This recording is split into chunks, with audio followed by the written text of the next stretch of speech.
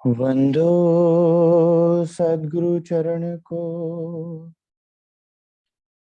करूं सप्रेम प्रणाम।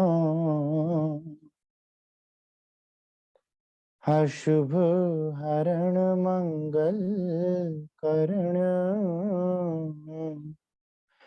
धनी श्री देव चंद्र जी नाम।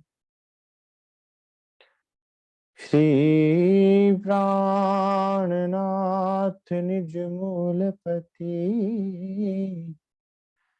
श्री मेहराज सुनाम। तेज कुमरी श्यामा युगल को, पल पल करूं प्रणाम। पल पल करूं प्रणाम।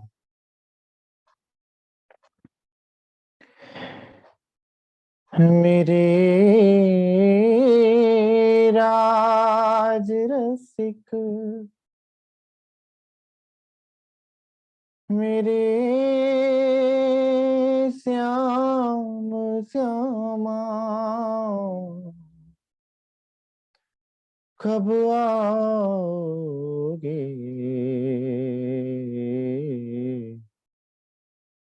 कब आओगे।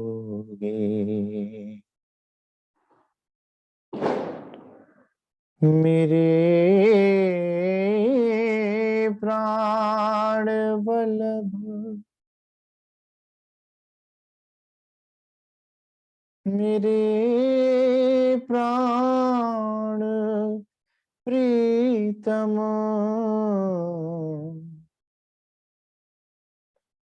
कब आओगे,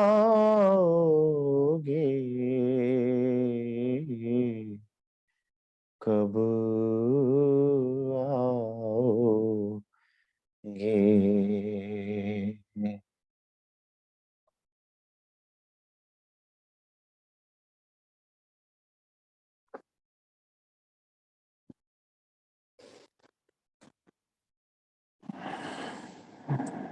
श्री सुंदर साथ जी, सतगुरु महाराज श्री राजी महाराज के अपार मेहर से हम सब सुंदर साथ श्री प्रकाश वाणी का मनन मथन कर रहे हैं। प्रकाश ग्रंथ में हम सब सुंदर साथ ने ममता और कल्पना पर किस प्रकार धामधनी ने हम सुंदर साथ के ममत्व को धनी की तरफ मोड़ने की बात को स्पष्ट किया, और कैसे हमारे मन की कल्पना को धनी के सेवा में लगाने की एक अद्भुत प्रक्रिया हमें वाणी में बताई।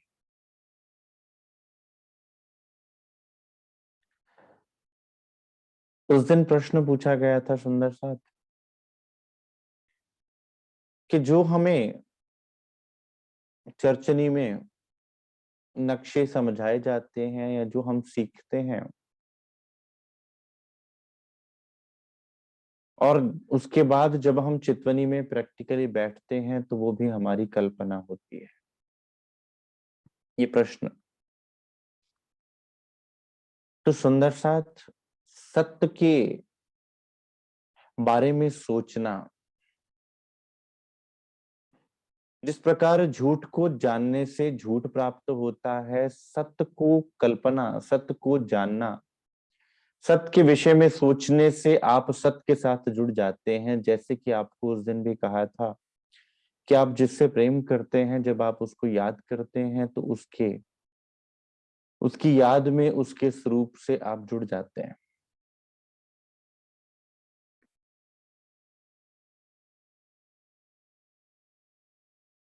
तब आपके हृदय में वो पीड़ा, वो विरह, जो आपका आपके प्रेमास्पद के लिए है वो स्वतः ही आंखों से झरझर गिरता है। जबकि आपने अपने प्रेमास्पद को देखा नहीं है, केवल एक प्रबल भाव दिल में उत्पन्न हुआ, लेकिन किसके लिए वो भाव उत्पन्न हो रहा है? आपके प्रेमास्पद के लिए। तो सुंदर साथ, ये जो चरचनी है ये कहाँ की है? परमहंसों ने परम धाम को देखा। आप देखो औरों को दिखाओ के श्रीमुखवाणी के सिद्धांत, बीतक साहब के सिद्धांत पर चलते हुए परमहंसों ने जब परम धाम को देखा तो उन्होंने उसको देखकर वर्णन किया सुंदर साथ, अर्थात सत्य का वर्णन इस ब्रह्मांड में किया। आज चाहे हमारी बुद्धि उसको ग्रहण कर नहीं पा रही, लेकिन वो है तो सत्य का ही वर्णन।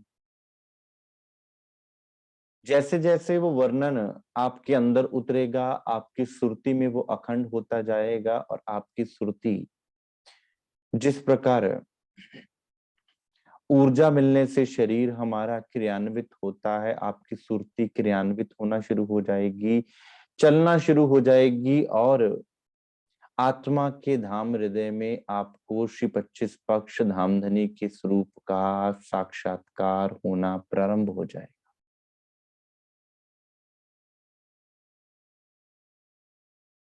तो यहाँ कल्पना किसी संसार की, किसी व्यक्ति, संसार की किसी चित्र, संसार के किसी विषय वासना की नहीं हो रही, यहाँ कल्पना हो रही है अक्षरातीत सदगुरु महाराज जी के स्वरूप की। यहाँ कल्पना होगी सुंदर साथ आपके निज धाम की, जिसमें आप रमण करते थे। वो कल्पना आपको उस निज धाम से पल प्रतिपल जोड़कर रखेगी सेवा के रूप में, कि आप सेवा में डुबकी लगाकर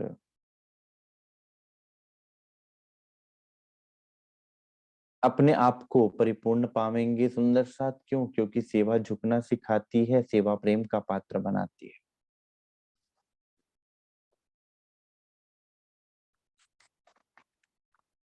और फिर वो कल्पना जब दिल में उतरती है तो फिर दिन रात उसी का ध्यान, दिन रात उसी की बात, उसी का मद चढ़ जाता है। और सुंदर साथ, ये मद बड़ी, आपको समझाया था कि मद एक ऐसी मस्ती है कि जो आपको इस संसार से दूर कर देती है। आपको सुध बुध ही नहीं रहती कि संसार कहाँ रह गया और मैं कहाँ चल गया। यहाँ के समय में बंधा रहने वाला इंसान जब किसी नशे की मस्ती में जाता है तो ये भूल जाता है कि मैंने कब नशा किया और मैं कब नशे की हालत में मैं बेहोश हुआ। वो जब भूल जाता है तो जब आप अपने प्रेमास्पद के प्रेम में खोए होते हैं तो आपको संसार नजर नहीं आता। और जब वो प्रेमास्पद साक्षात अक्षरातीत हो और धामधनी हो तो फिर संसार के समय का भान ही नहीं रहेगा। और फिर आप चितवनी में जब सुंदर साथ बैठोगे तो आपको ये एहसास नहीं होगा कि मैं कितने समय बैठा। ना तो आपके गुण अंग इंद्रियां अकेंगी, थकेंगी, और ना वो आपको तंग करेंगी। क्यों? क्योंकि आपको शुद्ध बुद्ध ही नहीं रहेगी कि आप बैठे हो या नहीं बैठे हो। क्यों? क्योंकि आप तो खोए हुए हो, आप तो डूबे हुए हो। आपके लिए वो समय आनंद का देने वाला है। वो समय ने आपके दिल में इतना आनंद भर दिया कि आपको समय भूल गया। आपको वो पल ऐसा लग रहा है जैसे वो अखंड हो चुका है और आप इस संसार के हैं ही नहीं, आप वहीं के हैं। वैसा अनुभव जब होता है सुंदर साथ तो फिर ना तो नेत्र खोलने का दिल करता है और ना ही इस संसार से आपको आपका कोई संबंध नजर आता है कि संसार कुछ है। जब आप नेत्र खोलोगे तब आपको एहसास होगा कि हाँ, दुनिया भी कुछ है, अन्यथा आप उसी में डूबते रहेंगे। उसी में डुबकी लगाएंगे। ऐसा है ये मद, ऐसी है ये मस्ती। इससे क्या होगा सुंदर साथ? इससे वैराग्य उत्पन्न होगा। अब वैराग क्या है? संसार ने वैराग को क्या सोचा कि घर को छोड़कर जंगल में चले जाना वैराग्य कहलाता है, या विषय वासनाओं से दूर हो जाना वैराग्य कहलाता है सुंदर साथ। लेकिन जितनी सुंदर परिभाषा श्रीमुख वाणी में श्री जी ने दी सुंदर साथ, वो आज तक मुझे कहीं पढ़ने को नहीं मिली, सुनने को नहीं मिली, देखने को नहीं मिली। वैर राग तुम दो जोधा, सूर साम सामे सिरदार। वैर किया तुम वल्लभ जी सो, राग किया संसार। अब वैराग को श्री जी साहिब जी ने दो चीजों में सुंदर साथ जी विभक्त कर दिया, डिवाइड कर दिया। वैराग शब्द बना है वैर और राग से मिलाकर। वैर कहते हैं दुश्मनी, पर्दा कर लेना, और राग कहते हैं जुड़ जाना। इंग्लिश की एक कहावत है, detachment causes attachment and vice versa is also true. कि जब तक ज्यो ज्यो अर्श होवे नजीक, त्यों त्यों खेल होवे दूर। जैसे जैसे हमारी नजर खेल से हटती जावेगी, वैसे वैसे परम धाम में लगती जावेगी। या यूं कह लीजिए, जैसे जैसे नजर परम धाम में लगती जावेगी, वैसे वैसे संसार से हटती जाएगी। क्यों? क्योंकि संसार आपके दिल से निकल जावेगा। उस दिल में परम धाम की, उस दिल में धामधनी की और निज स्वरूप की सूरत बसेगी। फिर ना तो आप कुछ सोच पाओगे और ना कुछ विचार कर पाओगे। दिन रात 24 घंटे, आठों पहर आपके अंदर क्या चलेगा? आपके धनी का प्रेम, आपके सुंदर साथ का प्रेम, आपके निज धाम का प्रेम। वैर राग तुम जो दो जोधा। ए वैर और राग तुम दोनों तो बड़े जोरावर थे, क्योंकि जिससे वैर का नाता होता है वो भी बड़ा पक्का नाता होता है। क्योंकि अगर किसी को बैरी बना लिया, दो ही नाते हैं संसार में, एक दोस्ती का और एक दुश्मनी का। दुश्मनी भी एक बहुत गहरा नाता है। आप कहें कि मैंने फला व्यक्ति को छोड़ दिया और उसके प्रति अपने मन में आपने रोष रखा हुआ है, तो वो आपकी, आपसे वो जो दुश्मनी का नाता बंधा है सुंदर साथ, वो भी एक बहुत गहरा नाता है, वो आपको छोड़ेगा नहीं। इसलिए अगर आप छोड़ना चाहते हैं तो न्यूट्रल हो जाइए। अगर आप सोचें कि किसी के गुण अवगुण देखकर आपने उन्हें छोड़ दिया, या किसी के गुण अवगुणों के कारण आपने मुंह फेर लिया और अपने दिल में उनके अवगुण ले लिए, तो सुंदर साथ आपने अवगुण अपने दिल में ले लिए। मतलब कि हमने क्या किया? एक दुश्मनी का नाता पाल लिया, और वो दुश्मनी का नाता भी हमें बांध के रखेगा। ये कह लीजिए कि राग सोने की जंजीर है, तो बैर लोहे की जंजीर है, लेकिन है दोनों जंजीर ही हमें उस चीज के साथ बांध के रखते हैं, संसार के साथ बांध के रखते हैं। तो छूटने का उपाय सुंदर साथ इसमें बताया है, वैर राग तुम दो जोधा, सूर साम सामे सिरदार। कि भाई तुम तो इतने सिरदार हो कि तुम्हारे बल से तो मुझे बहुत से युद्धों को जीतना था।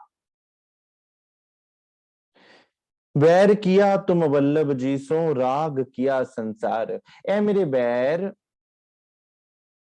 तुमने वैर किससे किया? तुमने धाम धनी से बैर किया, तुमने उनके हुक्म की उल्लंघना की, तुम उनके उल्टे चल पड़े, तुम उनके खिलाफ खड़े हो गए, और संसार से तुमने प्रेम किया। वो संसार जो कभी तुम्हारा था ही नहीं। और तुम संसार के लिए जितना भी करोगे, संसार कभी तुम्हारा ना होगा। एक तुम्हारा कौन है? एक सहारा तेरा प्रीतम, और सहारा कोई नहीं, तुम ही हो महबूब।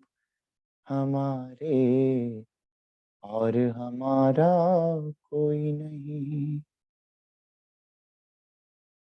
सुंदर साथ ये पंक्तियां भजन की, गाना मात्र ही आसान है सुंदर साथ। जब महबूब कह दिया जाता है, इसका अर्थ है कि तू ही तू है और कुछ है ही नहीं, तेरे अलावा कुछ और चाहिए ही नहीं। मेरे धनी चाहिए सन्मुख, मुझे हमेशा वो सन्मुख चाहिए और कुछ नहीं चाहिए। लेकिन हुआ क्या, यहाँ पर बैर आ गया धनी की। क्योंकि बैर ने क्या किया, संशय खड़े कर दिए, शक खड़ा कर दिया। वो शक ने इतनी बड़ी दीवार बना दी कि मैं अपने ही धनी से जुदा हो गई, जिनसे मैं एक पलक के लिए भी जुदा नहीं हो सकती थी। आज संशय की दीवार खड़ी होने से, मेरी मैं की दीवार खड़ी होने से मैं धनी से जुदा होकर बैठी थी। पहला संशय कि मैं शरीर हूं, दूसरा संशय कि परमात्मा है तो है कहां। तो कहा कि परम धाम में है, और वो परम धाम कहाँ।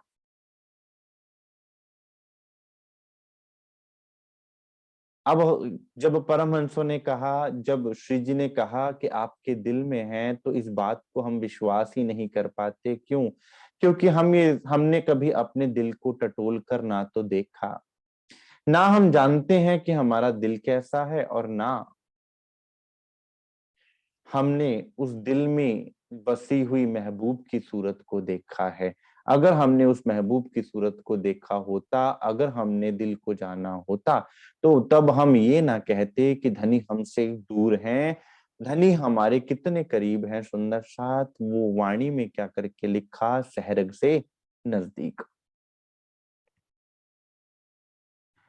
लेकिन बैर ने इतना संशय उत्पन्न कर दिया, ऐसी दीवारें खड़ी कर दी कि मैं धनी के आगे ही तलवार लेकर खड़ा हो गया। कौन सी तलवार? अपनी मैं की और अपने शरीर भाव की और जीव भाव की तलवार लेकर खड़ा हो गया कि ए मेरे वैराग्य, वैराग्य कब पूरा होता है? जब परमात्मा के प्रति राग हो जाए और संसार से बैर हो जाए। अब यहाँ संसार से बैर रखने की बात को ये मत समझिएगा कि हमें संसार का बुरा चाहना है। बैर किया तुम बल्लभ जीसो, राग किया संसार। ऐ मेरे जीव, तुमने तो संसार से बैर रखना था, लेकिन तुमने क्या किया? तुमने संसार से राग कर लिया, संसार की बातों में तुम उलझे रहे, संसार को रिझाने में लगे रहे। लेकिन ये संसार कभी रिझता नहीं है, और वो सद्गुरु और वो धनी तो सुंदर साथ तुम्हारे प्रेम पर ऐसे रिझ जाते हैं, जिस प्रकार उन्होंने श्रीमुखवाणी में क्या क्या कहा, तुम एक साध करो मोहे, मैं जी करूं 10 बेर। तुम एक बार मुझे प्रेम से पुकारो तो सही, मैं 10-10 बार तुम्हारे ऊपर अपने आप को न्यौछावर कर दूंगा। कबीर साहब क्या कहते हैं कि पहले मैं हरि के पीछे भागता था, अब हरि मेरे पीछे पीछे भागते हैं। ऐसा क्यों? क्योंकि कबीर साहब ने उस प्रेम को पहचान लिया जो हरि और उनके बीच में है। और प्रेम में तो आशिक और मासूक का नाता होता है सुंदर साथ, उसमें तो कोई दूरी होती नहीं, कोई छोटा बड़ा होता नहीं। प्रेम में तो समानता का भाव होता है, प्रेम में तो कुर्बानी का भाव होता है कि आशिक चाहता है कि मैं अपने मासूक पर खुद को कुर्बान कर दूं, और मासूक चाहता है कि मेरी आशिक की नजर मुझ पर बनी रहे। तो वो जो भाव सुंदर साथ प्रेम का है, वो अपन सुंदर साथ को श्रीमुख वाणी में धनी ने बताया कि जब तक हमारा वो भाव ना आ जावेगा, तब तक हमारे दिल में ये बात समझ में ना आवेगी। तुम पर मेरे है मुद्दार, ऐसी पीठ क्यों दीजे, आत्म संग मिलाए धनी जी, धन धन मोहे कीजे। ऐ मेरे वैराग्य, संसार तो वैराग्य लेता था कि घर छोड़ दिया, उसको वैराग्य समझा। जंगल में चले गए, उसको वैराग्य समझा। वेशधारी बन गए, उसको वैराग्य समझा। वो वैराग्य नहीं है। क्यों? क्योंकि किसी ना किसी से बैर तो तुम्हारा बना रहा और राग भी तुम्हारा बना रहा। एक सुंदर सा वार्तालाप कर रहे थे तो कहते थे कि मूर्ति पूजा करना गलत है, क्योंकि शास्त्रों में बताया है। तो मैंने उनसे पूछा कि आप ठीक कह रहे हैं कि शास्त्रों में कहा है कि मूर्ति पूजा नहीं करनी चाहिए, लेकिन क्या आप किसी भी इष्ट की मूर्ति को अपमानित कर सकते हैं? किसी भी महापुरुष के चित्र को अपमानित कर सकते हैं? तो जवाब आता है नहीं।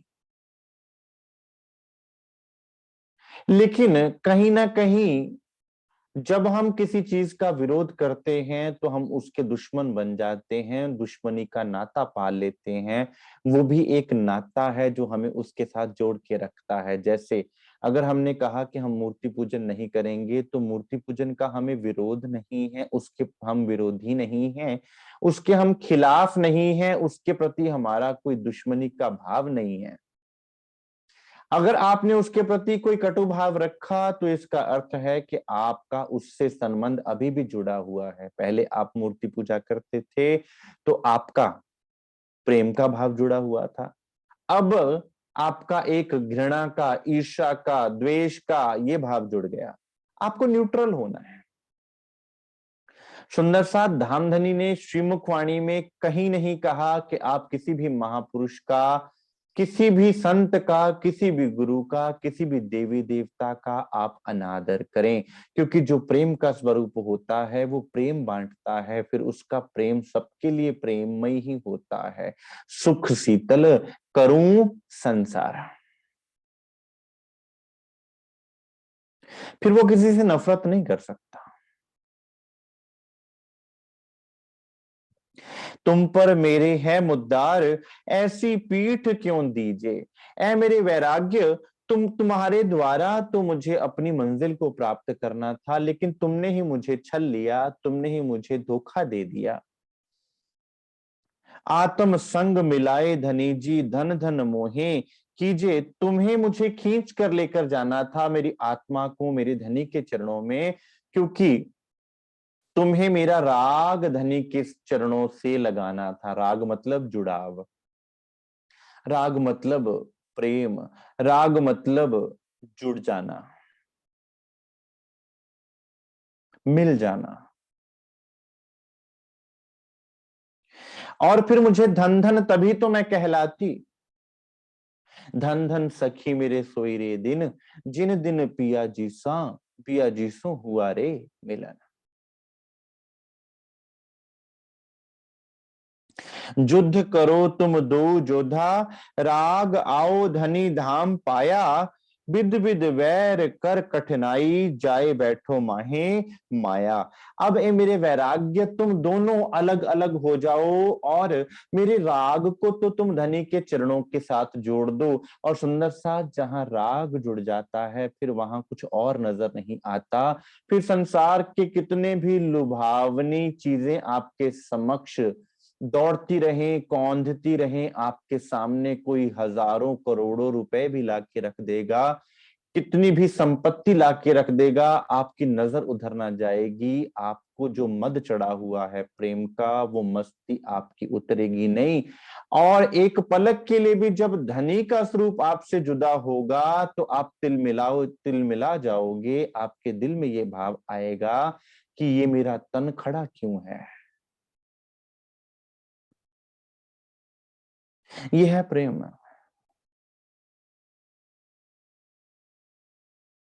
रूख सम की क्यों रहे आप अपने अंग बिन। पार वतन जो सुहागनी, ताकि नेक कहूं पहचान। जो कदी भूली वचन वतन, तो भी नजर तहां निदान।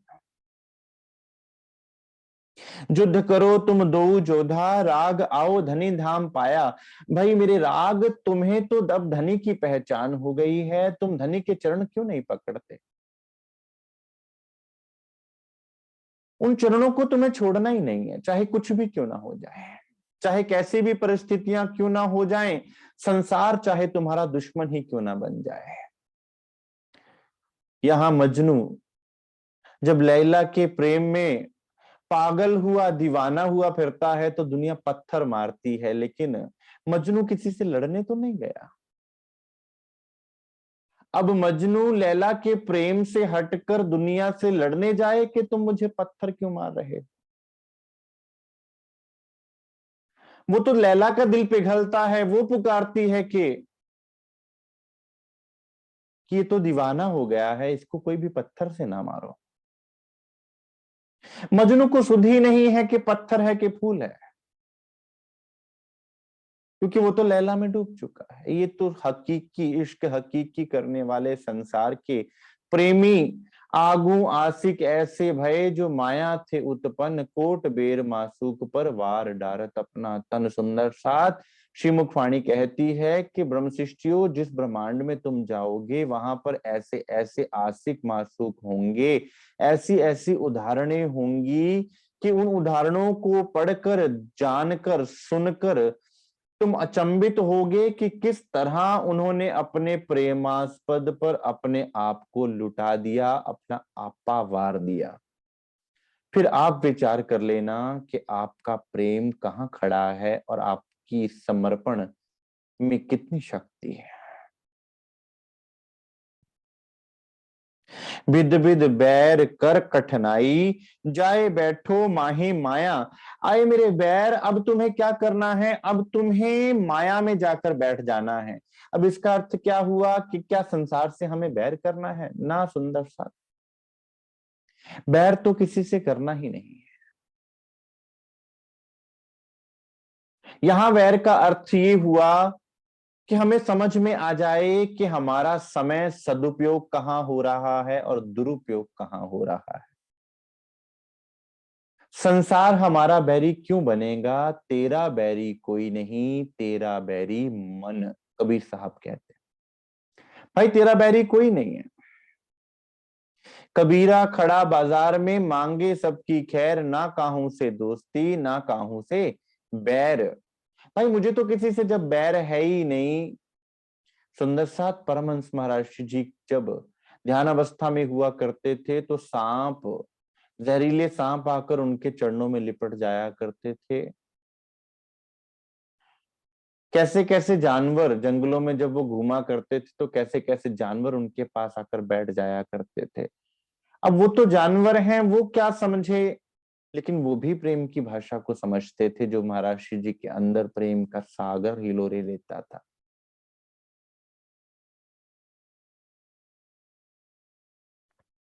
जब आप किसी से बैर रखेंगे तो संसार आपका बैरी होगा।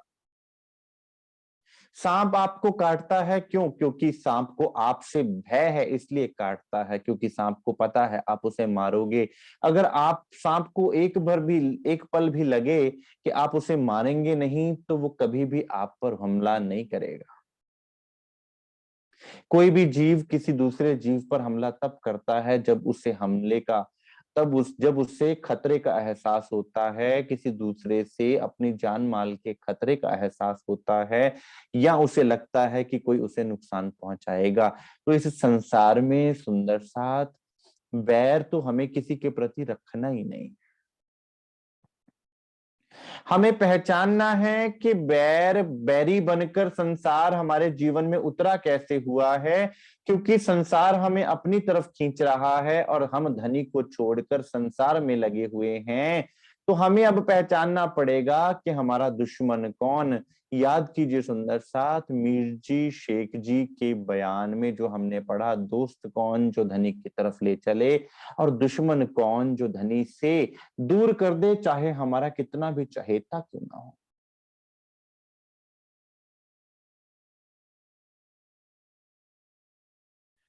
अब बैर का अर्थ यहां पर किसी से लड़ाई झगड़ा करने से नहीं है, किसी से बैर भाव रखने से नहीं है।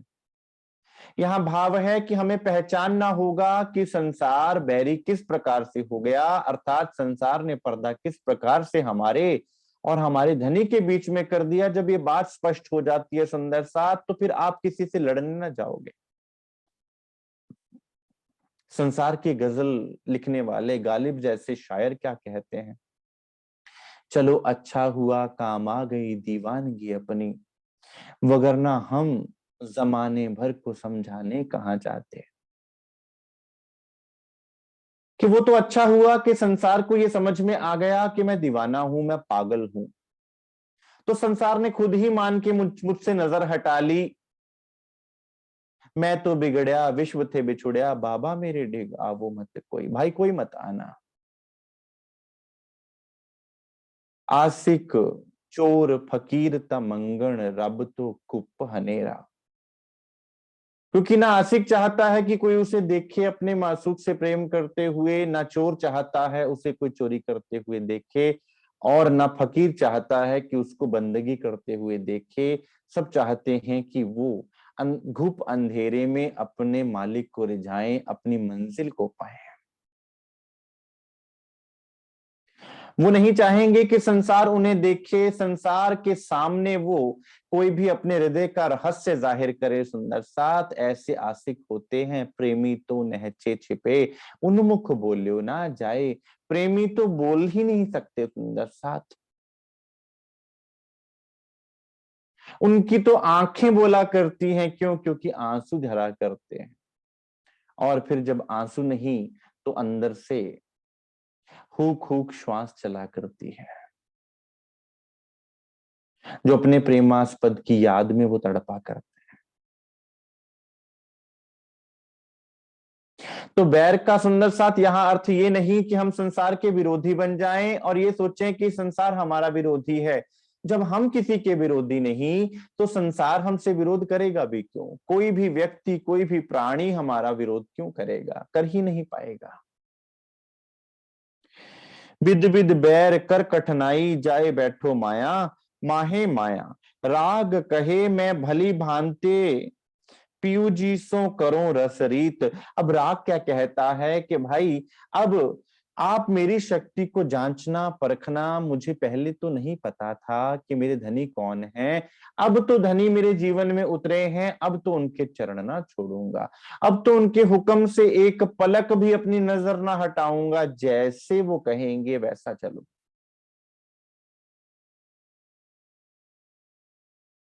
राग कहे मैं भली भांते, पीयू जी सो करो रसरीत। कि अब मैं तुम्हें ऐसे धनी में डुबो दूंगा, ऐसे उनकी मस्ती में मगन कर दूंगा कि तुम उनके ध्यान में बैठोगे तब भी तुम्हें सुध बुध ना रहेगी शरीर की। आज तो हम अगर ध्यान में बैठते हैं तो हम अलार्म लगा के बैठते हैं, घड़ियां देखते हैं हम कितनी देर बैठे।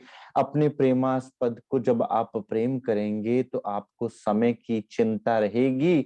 आपको चिंता ये रहेगी कि ये समय कहीं बीत ना जाए, ये समय यहीं पर थम जाए।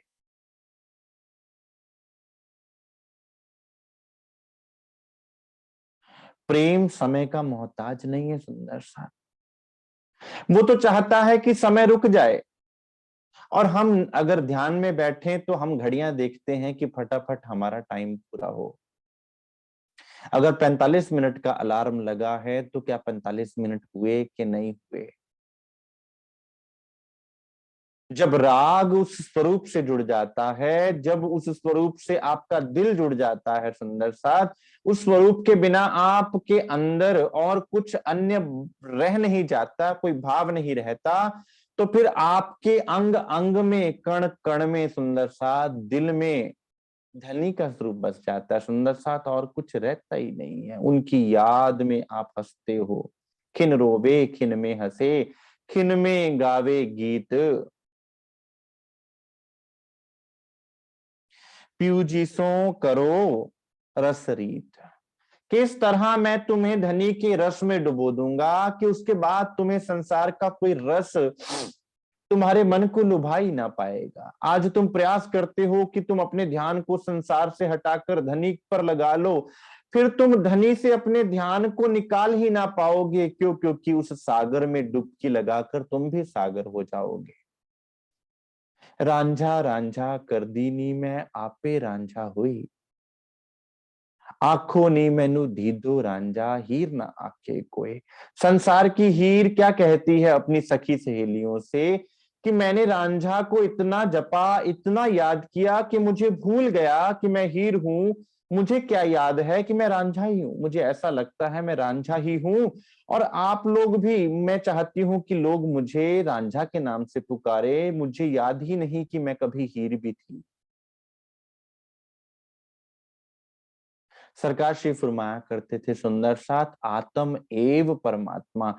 जैसी आत्मा वैसे, जैसे परमात्मा वैसे उनकी अंग आत्मा, रत्ती भर भी अंतर नहीं है सुंदर साथ।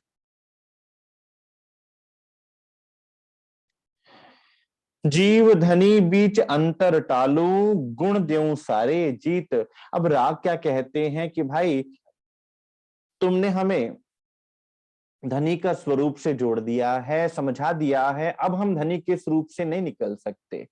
अब हमें समय ना बाधक बाधक बनेगा, ना शरीर बाधक बनेगा, ना संसार बाधक बनेगा। क्यों? क्योंकि बीच में पर्दा कौन सा था? मेरी मैं का, मेरे शरीर भाव का, वो तो निकल चुका। अब पर्दा कौन सा रह गया? पर्दा तू ही करता है, अंतर ना आढ़े नूर। सुंदर साथ हम ही पर्दा करके बैठे हुए हैं, धनी तो साक्षात हमारे सामने।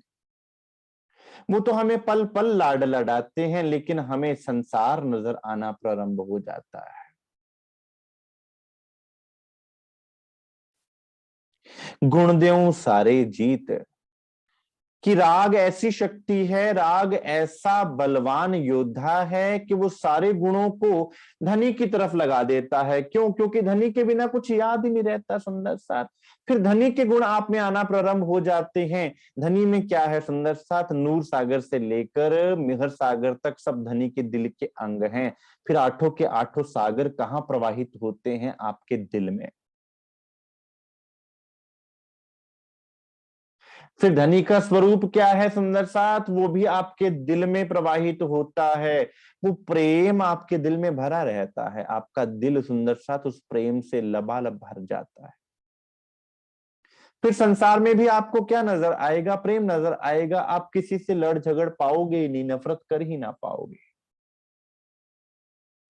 किसको पत्थर मारू कैसर, कौन पराया है। शीश महल में हर एक चेहरा अपना लगता है। हम भी पागल हो जाएंगे, ऐसा लगता है दीवारों से।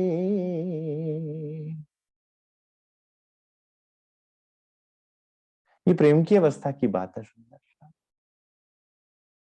यहाँ के गजलें लिखने वाले उस प्रेम को शायद थोड़ा समझ गए, लेकिन हम ब्रह्म सृष्टियां सुंदर साथ केवल बुद्धि के खेल में उलझकर उस सहज स्वभाव में नहीं प्रवेश कर पा रही, जिस सहज स्वभाव से धनी ने प्रेम सिखाया सुंदर साथ। धनी जी को प्रेम भावे, प्रेम बिना ना कछु सुहावे।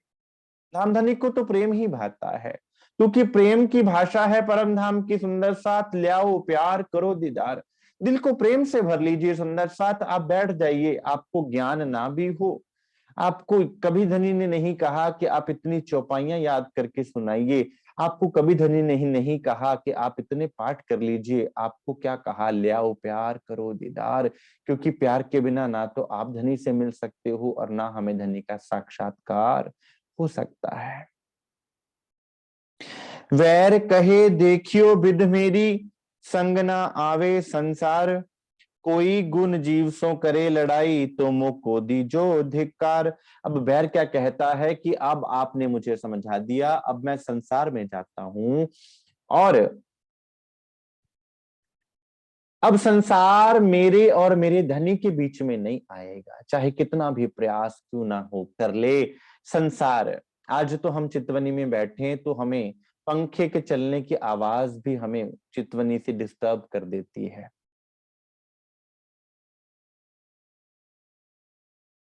फिर हम क्या कहते हैं कि भाई घर पे शांति नहीं है।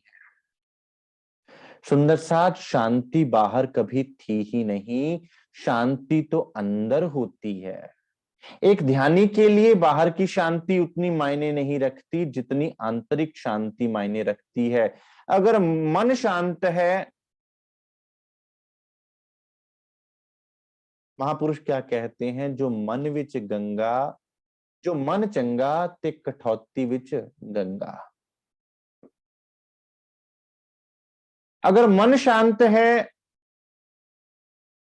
तो फिर बाहर चाहे कितना भी शोर क्यों ना मच रहा हो, जबकि तुझ बिन नहीं कोई मौजूद, फिर ये हंगामा या खुदा क्या है।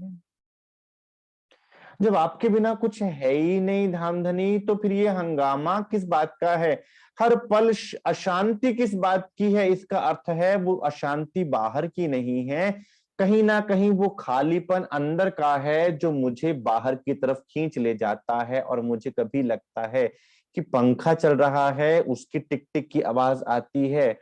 बाजे सुंदर साहब तो कहते हैं कि भाई हमें घड़ी की टिक टिक ही सुनाई देना प्रारंभ हो जाती है। क्यों? क्योंकि अंदर शांत नहीं है। तन थिर मन थिर पवन थिर सुरत निरत थिर होए, कहे कबीर ता पलक की कल्पना पावे कोई।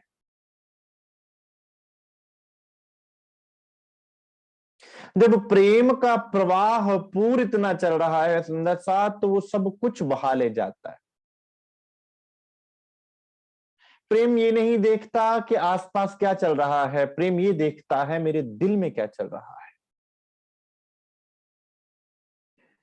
प्रेम ये नहीं कहता कि जब बाहर की कंडीशंस ठीक होंगी मैं तब ध्यान में बैठूंगा अपने प्रेमास्पद को याद करने के लिए।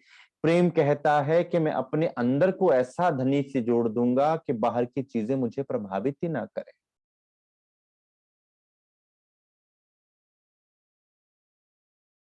बैर कहे देखियो विध मेरी, संग ना आवे संसार। फिर संसार तुम्हें वहां से हटा ना पाएगा, चाहे संसार कितना भी क्यों ना प्रयास कर ले। संसार हंस ले रो ले, माया के पूरे हथियार चला ले। कौन से? माया के हथियार। अगिन कुटिलने कोमल चंचर चतुल चपल, जो माया के हथियार वाणी में बताए हैं श्री रास ग्रंथ में, वो हथियार आपका कुछ ना बिगाड़ पाएंगे, क्योंकि आपकी सुरती से सब कुछ चल रहा है। और सुरती धनी के स्वरूप में लगी हुई है। सुरती को राग ने धनी के चरणारविंद से, धनी के स्वरूप से जोड़ दिया है सुंदर साथ। अब आपकी सुरती वहां से टूटेगी नहीं, जिसको श्रीमुखवाणी क्या कहती है, सुरत ना दीजिए टूटने, जो अंग इश्क उपजत, सुरता एक ही राखिए मूल मिलावे माही। लेकिन वो सुरता मूल मिलावा में जुड़ी किस प्रकार से रहेगी, जब तक सदगुरु की कृपा से ये राग ना उत्पन्न हुए और बैर की बैरियर ना खड़ी हो जावे सुंदर सा, तब तक वैराग्य नहीं आता। तो असली वैरागी कौन? असली वैरागी वो ब्रह्म मुनि जिन्होंने धनी के ध्यान में खुद को डुबो दिया, जो धनी की धनियाणियां होकर उनके ध्यान में डूब गई, उनकी चितवनी में डूब गई, उनके प्रेम में डूब गई। हर पल प्रति पल जागते सोते सुपन सोवत जागृत, दम ना छोड़े मासूक को। एक पल भी उनकी याद, उनका एहसास उससे दूर ना हो। कोई गुण जीव सो करे लड़ाई, तो मुंह को दीजो धिक्कार। अब मैं तुम्हें ऐसा बना दूंगा कि कोई गुण तुम्हारे आड़े नहीं आ पाएगा। क्यों? क्योंकि जब राग ही धनी के स्वरूप में लग गया, तो फिर नशा भी किसका रहेगा? धनी का ही तो नशा लगा रहेगा ना। फिर और कोई नशा संसार का आपको चढ़ ही ना पाएगा, और कोई रंग आप पर चढ़ ही ना पाएगा। रंग चढ़ा रहेगा आपको अपने प्रेमास्पद धनी के स्वरूप का, श्रृंगार का, लीला का, उनकी वाणी का, उनके लफ्जों का, उनके वचनों का।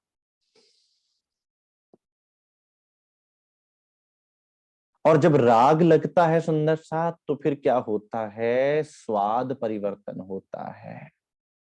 धिक धिक स्वाद कहूं मैं तो को, मोहे मिलया था मीठा जीवन। सो एक स्वाद छोड़ अभागी, जाए पड़या संसार बिघन। अब राग अगर धनी की तरफ नहीं लगा है, संसार की तरफ लगा हुआ है, तो फिर स्वाद भी किसका लगेगा? संसार का। हम चखना चाहेंगे इंद्रियों के द्वारा। अब इंद्रियां स्वाद नहीं चखती, कौन चखता है सुंदर साथ? मन चखता है। और मन का जुबान से खाने पीने के स्वाद चखता है, नेत्रों से देखने के स्वाद में लगा रहता है, त्वचा के द्वारा अच्छे अच्छे स्पर्श के स्वाद को भोगता है। इस तरह से पांचों कर्मेंद्रियां, पांच ज्ञानेंद्रियों के हिसाब से ये संसार में उसके स्वाद लेता रहता है, और स्वाद लेता लेता इस संसार से ये जीव चला जाता है। इसलिए धिक्कार है इस स्वाद, जिस चीज में कोई स्वाद था ही नहीं लेकिन तुम उसमें लगे हुए थे। क्यों? क्योंकि किसी व्यक्ति को अगर कड़वे खाने की आदत धीरे धीरे डाल दी जाए तो उसको मीठा समझ में ही नहीं आएगा, उसको वो कड़वा ही अच्छा लगेगा।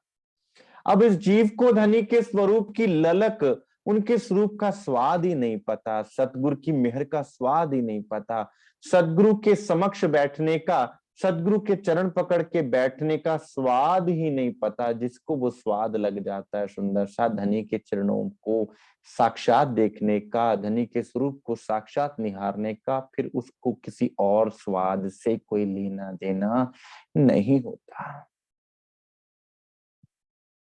धिक धिक स्वाद कहूं मैं तो को, मोहे मिल्या था मीठा जीवन, सो ए स्वाद छोड़ अभागी, जाए पड़ा संसार भिगन। ऐ मेरे स्वाद, तुम तो संसार में लगे रहे, लेकिन संसार के हर स्वाद ने तुम्हें पछाड़ मारी है। संसार ने, इस संसार को दुख रूपी कहा ही इसलिए गया कि आप संसार में कितना भी भला कर लें, लेकिन ये संसार आपसे प्रसन्न नहीं होगा। जिनके लिए हम जीते हैं, मरते हैं, जिनके लिए हम धनी से के हुक्म की बेफरमानी करते हैं सुंदर साथ, वो संसार कभी तुमसे प्रसन्न नहीं होगा। ना हुआ है, ना होगा, और धनी होने भी ना देंगे। क्यों? क्योंकि सुंदर साथ आपका नाता जिससे है वो आपके हृदय में वास करता है। आपका असली हर्ष, असली शोक, हर्ष है उसके नजर आने में, उसके साक्षात्कार में, और शोक है उसके स्वरूप के आपसे जुदा होने में। याद कीजिए। अब तू स्वाद हो सुहागी, ले धनी की मिठास। ऐ मेरे स्वाद, अब तुम्हें मैं मौका दे रहा हूं, अब धनी ने तुम्हें मौका दिया है कि अब तुम सुहागी हो जाओ। अब तुम्हारे पास वो समय आ गया है जिस समय का सदुपयोग करके अब तुम धनी को रिझा सकते हो। अब उस मीठे रस को पी सकते हो जो धनी की जुबान से, धनी के नेत्रों से, उनके पूर्ण स्वरूप से झरझर बहता है। मीठी जुबान मीठे वचन, मीठा हक मीठा रूह प्यार, मीठी रूह पावे मीठे अरश को, जो करे विचार विचार। जाको न में रसना, होसी कैसी मीठी हक, हो मीठी हक। जिसका नाम ही रस का भरी हुई रसना, और वो रसना भी किसकी? धाम धनी की रसना, जो रस का भंडार है सुंदर साथ, उनकी रसना। तो फिर वो क्या बरसाएगी? वो प्रेम का रस, आनंद का रस, वो मेहर का रस, निस्बत का रस बरसाएगी। अब तू स्वाद हो सुहागी, ले धनी की मिठास। इन रस आयो जब स्वाद, तब जहर होसी सब नास। जब उस रस का स्वाद तुम्हें लग जाएगा तो जिस जहर को पीने से तुम्हारे अंदर जहर ही जहर फैल गया है, वो जहर का स्वाद तुम्हें भूल जाएगा। श्री मुखवाणी कहती है कि अगर जीव ना जागे तो पिलाइए वाणी। वाणी क्या करेगी? चढ़िया जहर उतारे, निर्विखी काया करे, कि जिस विष को खा खा कर हमारा शरीर विषैला हो गया है, मन विषैला हो गया है, जीव विषैला हो गया है, सुंदर साथ जी, प्रेम का रस, धनी की दर्शनों का रस, धनी की इस वाणी का रस आपके अंदर से उस विष को निकाल देगा। विष की नदिया अमृत की नो, सुख सबन पहुंचाए। श्री पन्ना जी में श्री जी साहेब जी के अंगूठे अंगुष्ठ मात्र को धोकर चरणामृत को के नदी में डाल देने से उसका जहरीला विषैला जल सुंदर साथ मीठा अमृत बन गया। तो आपके तो वो चरण दिल में बैठे हुए हैं सुंदर साथ। आपसे तो एक पलक के लिए भी वो स्वरूप अलग नहीं है सुंदर साथ।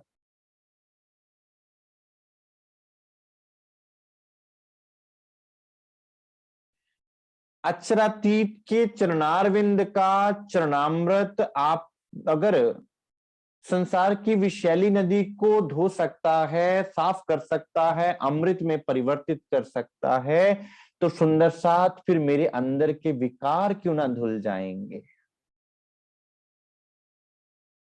आप उनको अपने हृदय मंदिर में बिठाकर तो देखिए सुंदर साथ, श्री सदगुरु महाराज जी के स्वरूप को बिठाकर तो देखिए अपने हृदय मंदिर में, आपके विकार कहाँ छूमंतर हो जाएंगे।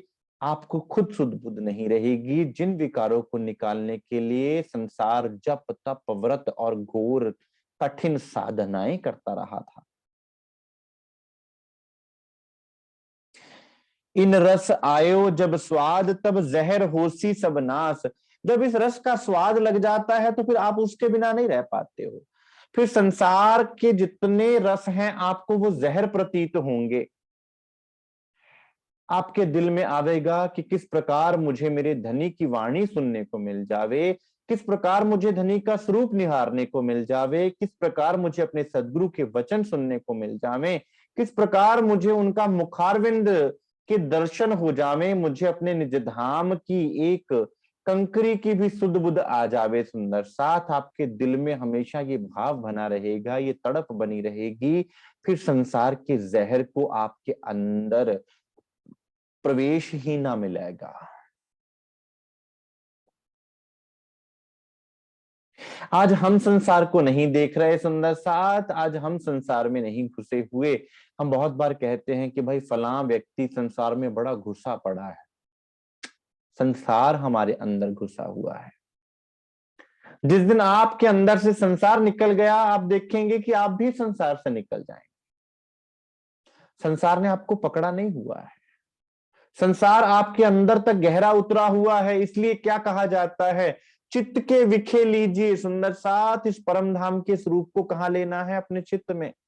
युगल स्वरूप की शोभा को कहां बसाना है, अपने हृदय में सुंदर साथी। स्वाद कहे जब ए सुख आया, तब अभक हुआ मोह जल। अब स्वाद क्या कहता है कि जब ये स्वाद मुझे लग गया, धनी का रस ऐसा है सुंदर साथ, फिर और कोई रस वो चढ़ने नहीं देता, और कोई नशा वो चढ़ने नहीं देता, और कोई शराब वो असर नहीं करने देता। ऐसी साकी की सुराही की शराब है। साकी पिलामे शराब रूहें, प्याले लीजियो हक इश्क का है आब रूहें। भर भर पीजियो रूहो, अपने हृदय रूपी प्याले में उस प्रेम के रस को भर ले वो, और उसमें डूब जाओ। ये है प्रेम।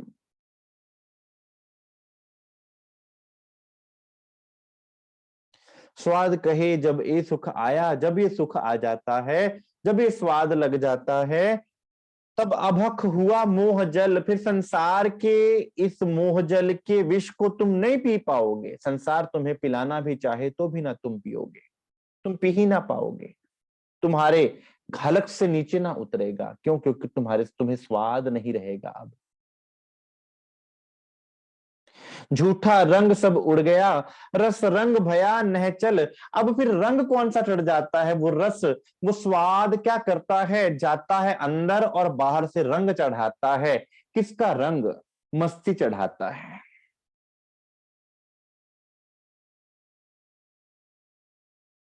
फिर और कोई मस्ती नहीं रह जाती आप। उसी की मस्ती, उसके नाम की मस्ती, उसके प्रेम की मस्ती चढ़ जाती है।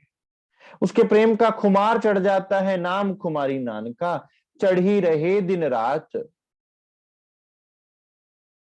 फिर कोई आपको पागल कहे, कोई आपको दीवाना कहे, कोई आपको किसी तरह से कोई भी जजमेंट दे, सुंदर साथ, हमें वो बातें प्रभाव ही नहीं करती। क्यों? क्योंकि हमें संसार को सर्टिफिकेट नहीं देना है या संसार से सर्टिफिकेट नहीं लेना है। हमारा हृदय जब उस प्रेम की पराकाष्ठा से प्रफुल्लित हो जाता है, आनंदित हो जाता है, उस आनंद का वर्णन कैसे किया जाए सुंदर साथ, फिर मैं उस आनंद को देखूं कि संसार की बातों को देखूं।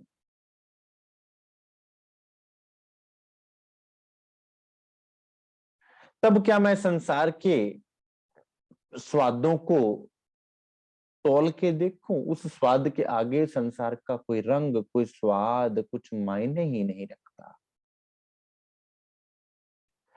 तो वो स्वाद जब आपको धनी के रूप में डुबो देता है सुंदर साथ, तो आपकी ऊर्जा धनी की तरफ लग जाती है, आपकी शक्ति धनी की तरफ लग जाती है।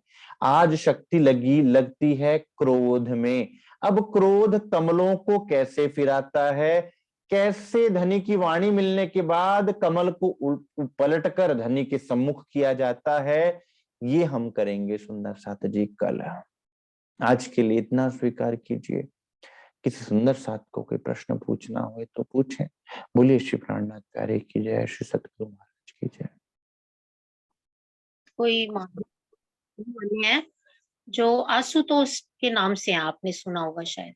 जी जी जी। तो हमारी उनसे बात हो रही थी, तो कह रहे थे कि हमारे जो आशुतोष महाराज है ना, उन नूर महल में कहीं उनका है स्थान, तो उनके अंदर ही परमात्मा है। मतलब जब तक आप हमारे पास नहीं आओगे, हमारा ज्ञान नहीं सुनोगे, तो मुक्ति नहीं मिल सकती। जी जी जी। तो भागवत रखी हुई थी उन्होंने, भागवत के आधार पर ही बातें कर रहे थे। तो हमने भी थोड़ा बहुत, मैं और बबली गए, हमने भी बताया। अब वहां पे जैसे हमारे मुंह से भी ये निकल गया कि श्री पन्ना जी में, गुम्मट जी में विराजमान है प्रभुनाथ जी, उनके अंदर पांचों शक्तियां हैं पारब्रह्म परमात्मा की। तो हमारी बात तो 1 घंटा होती रही, लेकिन अब कहानी यहाँ अटक गई कि हमें ना भागवत के आधार पर हमें ये सब बताना नहीं आ रहा था। लेकिन मैं ये जानना चाह रही हूँ कि उनका प्रश्न ये था हमारे से कि फिर तुम कह रहे हो कि आशुतोष महाराज अखंड नहीं है और वो परमात्मा नहीं है, तो फिर तुम्हारे प्राणनाथ जी कैसे परमात्मा हो सकते हैं, जबकि वो भी पंचभौतिक तन में है और वो शक्ति अभी तक अखंड है। अब ये हम तो सब जानते हैं, हमें तो राज्य की मेहर है, ब्रह्मात्माओं को तो वाणी पे विश्वास है और वो बैठे हैं। लेकिन ये बात हम ऐसे किसी से करें तो कैसे, क्या प्रभाव, मतलब हमें उनको बताना चाहिए, क्या बात बतानी चाहिए? देखिए ऐसा है सुंदर साहब जी, पहली बात तो धनी पन्ना जी में बैठे हैं आपके लिए, संसार के लिए नहीं सुंदर साथ, वो आपके लिए बैठे हैं। उस लीला को आप समझ सकते हैं, संसार तब तक नहीं समझ सकता जब तक उनके हृदय की बात को ना पहचान जाए। इसलिए उस लेवल तक आना कि पहले शरीर से बाहर निकलकर अब पांचों शक्तियां विराजमान है सुंदर साथ, अब वो प्राणनाथ जी का जो तन है वो पंचभौतिक तन है ही नहीं। मैं तो अपना दे रही तुम ही राख्यो जीव, बल दे आप खड़ी करी कछु कार्य अपने पीव। वो पंच तत्व तभी छूट गए थे जब हवसा में शरीर छोड़ा था, वो पंच तत्व तो वहीं पे रह गए। अब वो पंच तत्व का शरीर नहीं था सुंदर साथ, वो नूरमयी तन ही वहां पर विराजमान है। श्री पन्ना जी में पांच तत्व का शरीर विराजमान नहीं है सुंदर साथ जी। वो उस तन को आप पांच तत्व का तन नहीं कह सकते, वो साक्षात मेहर का तन है सुंदर साथ। उस तन के साथ किसी और तन की बराबरी इसीलिए तो नहीं की जा सकती क्योंकि साक्षात अक्षरातीत का तन है सुंदर साथ। और जहां तक आशुतोष जी महाराज की बात है, देखिए सारे महापुरुष जितने संत जन हैं उनका मैं आदर करता हूं, लेकिन मेरा प्रश्न ये है कि अगर आशुतोष जी के अंदर परमात्मा है या आशुतोष जी ही परमात्मा है, तो आशुतोष जी से पहले, आशुतोष जी को तो 50 साल, 60 साल, 70 साल या 100 साल हुए होंगे, उससे पहले कौन परमात्मा था? उससे पहले भी तो परमात्मा था ना, फिर वो कहाँ था? वो कौन था? और अगर आज आप यही बात पर करें तो जो ऐसे बड़े योगी सन्यासी हुए हैं जिन्होंने अपने शरीर को रखा है, इस संसार में। वो अपने शरीर को कई कई युगों तक रख सकते हैं, लेकिन फिर उन किसी के भी शरीर को कभी भी, आपने देखा होगा कि योगी सन्यासियों क्या करते हैं, अपने प्राणों को दशम द्वार पर चढ़ा लेते हैं और उस दशम द्वार पर से फिर वो, उनको ना तो भूख लगती है ना प्यास लगती है, ना उनकी नाड़ी भी, आप डॉक्टर्स उनकी नाड़ी नहीं जज कर सकते, हार्ट रेट नहीं जज कर सकते, वो तो उनको मृत घोषित कर देंगे। ऐसे ऐतिहासिक प्रमाण भी हैं। लेकिन फिर आपको उस जैसे एक डेड बॉडी को हमें फ्रिज में लगाना पड़ता है, फिर आपको उसको फ्रिज में नहीं लगाना पड़ेगा। क्यों? क्योंकि शरीर की अपनी गर्मी तो रहेगी। आदि शंकराचार्य जी के जीवन में भी ऐसा एक प्रमाण आता है जहां वो अपने शरीर को छोड़कर कामशास्त्र सीखने के लिए जाते हैं, लेकिन उनके शिष्यों ने उनके शरीर को बर्फ में नहीं लगाया था।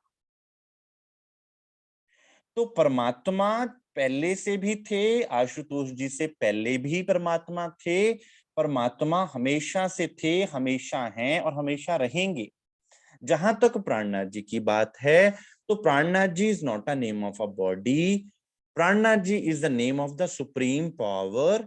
और पन्ना जी में जो विराजमान है वो सुप्रीम पावर है, वो कोई शरीर नहीं है। सुंदर साथ जी, हम किसी शरीर को प्राणनाथ जी नहीं कह रहे।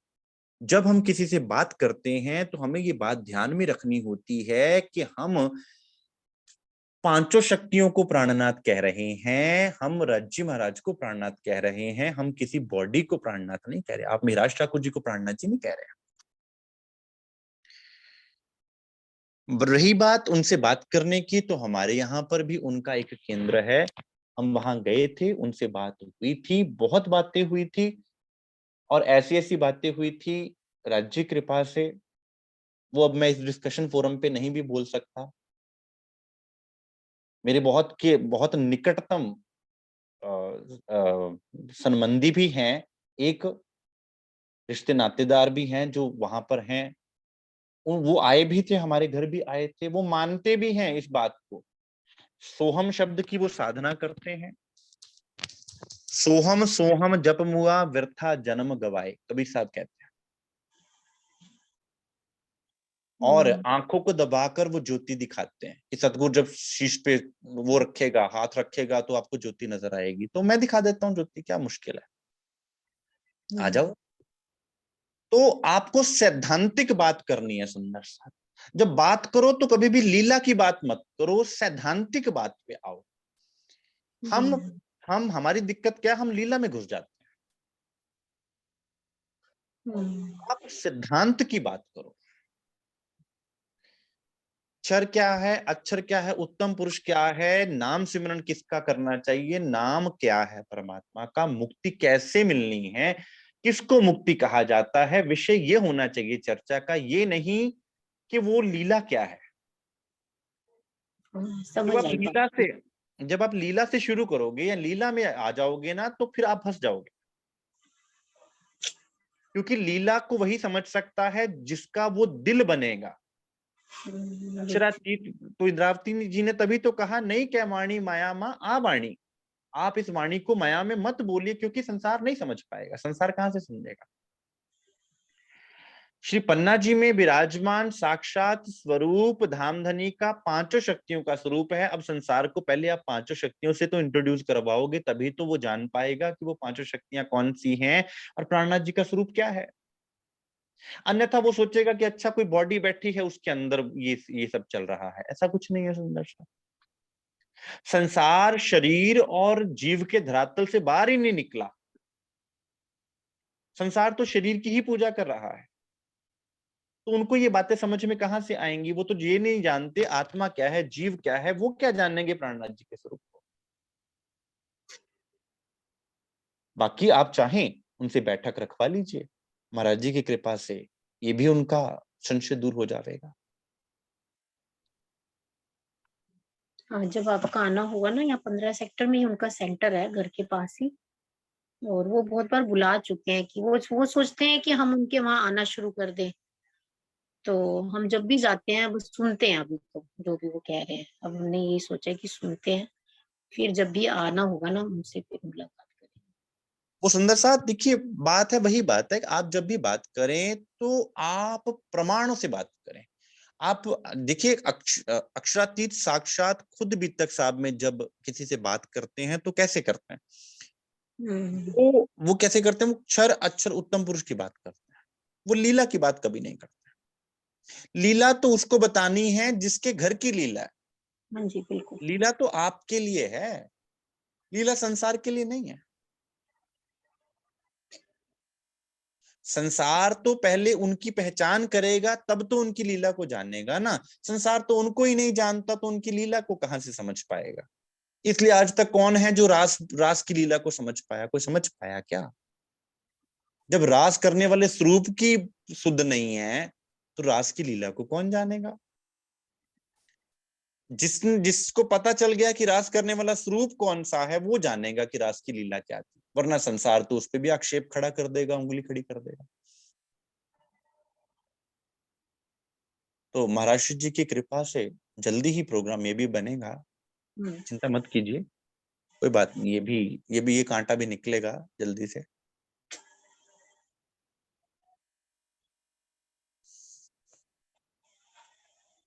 जी, नाम जी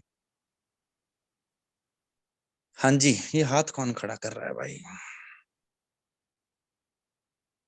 अनम्यूट कर सकते हैं सुंदर साथ जी, आप अनम्यूट करके बोलिए। प्रणाम जी। हाँ जी, प्रणाम जी। सतगुरु दानी श्री देवचंद जी की पाती में से है। कुंवारी कन्या के उदर से प्रकट हुआ है, ऐसे जो श्री नेकलंक पुरुष हैं, सो तुम्हारी आत्म के माये प्रकट हुए। सुंदर साथ, आपने इससे पहले पढ़ा होगा बाइबल में कि जीसस क्राइस्ट का जन्म एक कुंवारी कन्या के गर्भ से हुआ। तो उसको क्या कहा कि जीसस का जन्म पवित्र आत्मा से हुआ है। जीसस का जन्म किसी भी पुरुष स्त्री के मिलन से नहीं हुआ। तो अब जब पारब्रह्म का यहाँ पर आना होगा तो कैसा होगा? वो पवित्र आत्मा के हृदय में ही प्रकट होंगे। वो पवित्र आत्मा कौन है यहाँ पर? इंद्रावती जी। इंद्रावती पिया संगे उदर फल उत्पन्न, आपने चौपाई पढ़ी होगी सुंदर सा। उसमें एक तो नूर तारतम प्रकट हुआ और एक परम धाम की निज बुद्ध प्रकट हुई। तो जब हम कहते हैं कि कुंवारी कन्या, तो यहाँ कुंवारी कन्या किसे कहा गया है? पवित्र आत्मा। वो पवित्र आत्मा कौन है? वो प्रमाण बाइबल में दिया हुआ। वो पवित्र आत्मा साक्षात इंद्रावती जी हैं, जिनके हृदय में पांचों शक्तियां विराजमान होकर, जिनके हृदय में परमात्मा का प्रकाश हुआ, जिनके हृदय में परमात्मा विराजमान हुए, इसलिए कहा गया कुंवारी कन्या से प्रकट होना। तो ऐसा नहीं कि वो कोई गर्भ से आएंगे, गर्भ से तो परमात्मा आते ही नहीं है। तो बुद्ध निष्कलंक स्वरूप जो हैं वो कुंवारी कन्या के, कुंवारी अर्थात के उसमें कोई सांसारिक मिलावट नहीं है, वो पवित्र आत्मा, आत्मा के द्वारा प्रकट होंगे, वो शरीर से प्रकट होने वाले नहीं है। इसलिए Prannath ji is not a name of a body. सुंदर साथ जी, प्राणनाथ जी स्वरूप को कहा जाता है जो अक्षरातीत का आवेश स्वरूप है, और वो आवेश स्वरूप ही इंद्रावती जी के हृदय में विराजमान हुआ, और हृदय में विराजमान होकर लीला कर लेने के कारण ही उनको क्या कहा गया? कुंवारी कन्या के उदर से उत्पन्न होना। और ये बात कौन बता रहा है? ये बात धनी श्री देवचंद्र जी श्री जी को बता रहे हैं कि मेरे और तुम्हारे आने की भविष्यवाणियां ग्रंथों में दी हुई हैं, और तुम्हारे आने के विषय में ये बातें लिखी हुई हैं कि जब बुद्ध निष्कलंक स्वरूप आवेगा तो कुंवारी कन्या से आवेगा। अब तुम देख लो कि तुम्हारे अंदर वो कैसे प्रकट हुआ है। क्लियर हो गया सुंदर साथ? एक वो सफेद घोड़े का मालिक है। सुंदर सा सफेद घोड़ा जागृत बुद्ध। जागृत बुद्ध, अब देखिए स्वप्न बुद्ध है काली संसार की, और सफेद घोड़ा यानी कि जागृत बुद्ध। दिन जो होता है वो कैसा होता है? दिन सफेद होता है। रात काली होती है तो घोड़ा भी सफेद है, अर्थात उसमें कोई दाग नहीं है, उसमें कोई और रंग नहीं है, वो श्वेत है, निर्मल ज्ञान है। उसके 4 पांव हैं, 4 पांव 4 वेद का प्रतीक है, ऋग्वेद, सामवेद, अथर्ववेद, यजुर्वेद। एक कदम हवा में है, अर्थात 3 वेद तो खुल चुके, चौथे वेद के रहस्य खुले नहीं। चौथा वेद कौन सा? अथर्ववेद। उसके रहस्य वो आके खुलेंगे।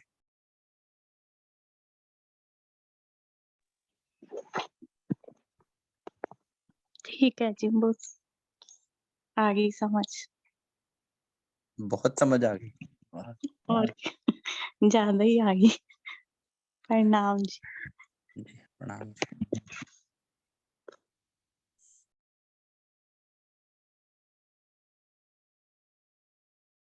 और कोई सुनना सच?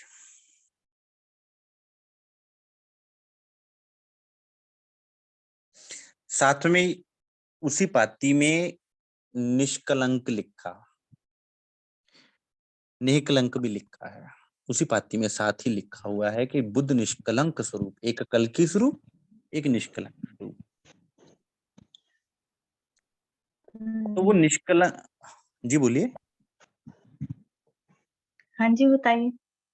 हाँ बोलो बोलो बोलो। हाँ लिखा हुआ, वेद शास्त्र पुराण में निष्कलंक अवतार कहते हैं। हम्म।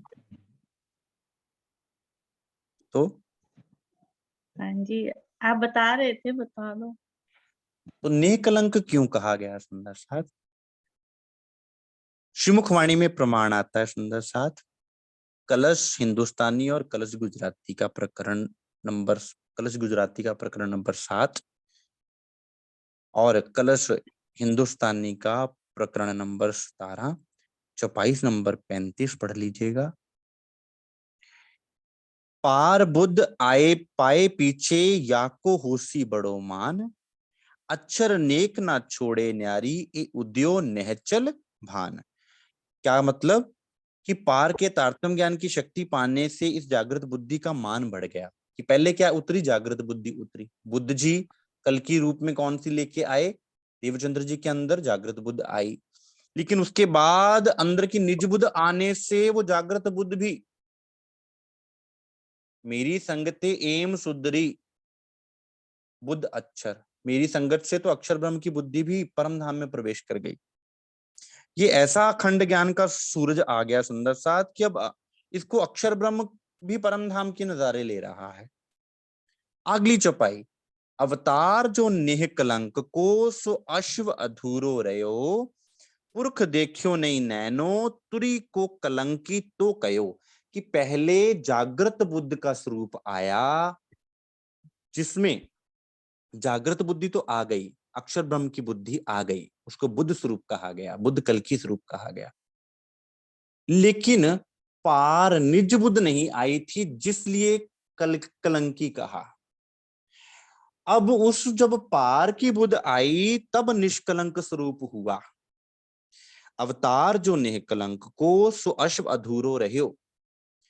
कि पहले तो अश्व अधूरा था, क्यों? क्योंकि उसके ऊपर पुरुष नहीं बैठा हुआ था, अर्थात पार पुरुष अक्षर ब्रह्म की बुद्धि तो आ गई, लेकिन धनी स्वयं नहीं आए। पुरख देखियो नहीं नैनो, तुरी को कलंकी तो कहो, इसलिए घोड़े को कलंकी कहा गया। अब उस कलंकी को निष्कलंक कर दिया। कैसे? अवतार या बुद्ध के पीछे अब दूसरा क्यों कर हुए, विकार काड़े विश्व के, सब किए अवतार से सोए।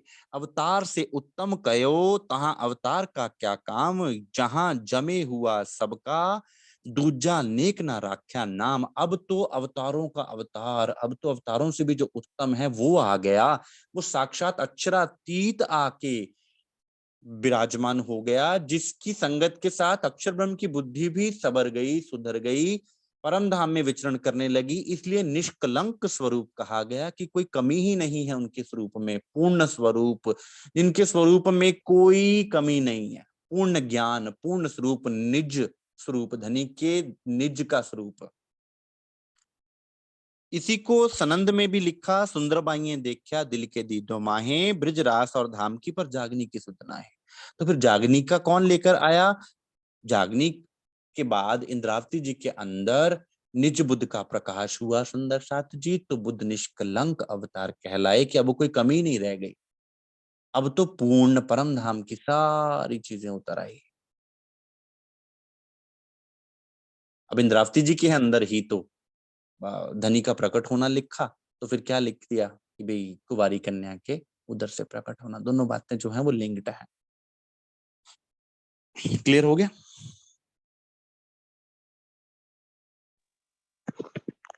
हाँ जी, हो गया। प्रणाम जी। जी प्रणाम।